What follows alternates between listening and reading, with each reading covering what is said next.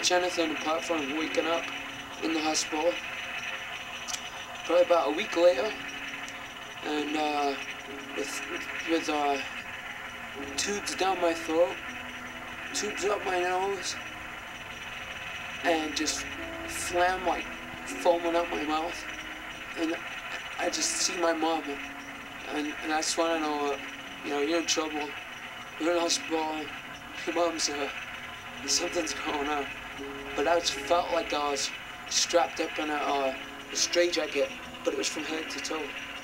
I couldn't, all I wanted to do was get out of this straitjacket. And I was like,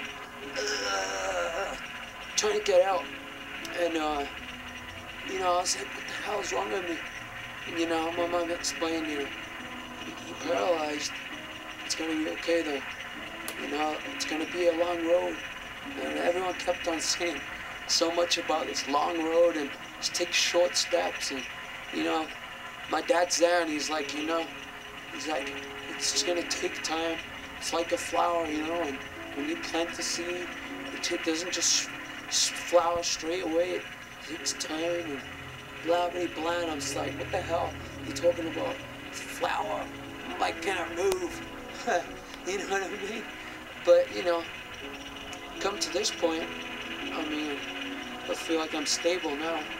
And, you know, finally feel better. Probably one of the toughest things I ever deal with in my life. At the first time, you know, it was really, really hard, you know.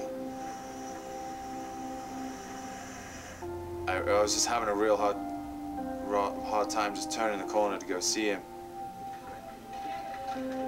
I'll tell you what, man, I don't really cry that much, but I mean, I cried for a whole week. It was real hard, you know. Seeing Stephen, who was somebody who I always related to being full of life and so enthusiastic, being immobilized like that, I mean, that stopped me dead in my tracks. Yeah, you know, when he first did it, he couldn't talk. When I saw him, and I saw him with my own two eyes, you know, I saw his same old eyes, and it was Stephen, you know. He couldn't talk yet, but, you know, just with his eyes, he let us know, like, how much he appreciated it and stuff.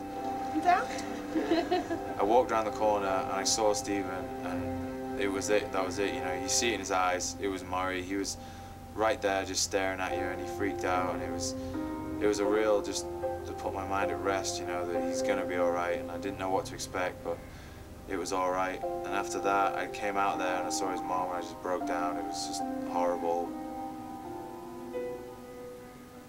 You can't even imagine that your child is never or may not walk again.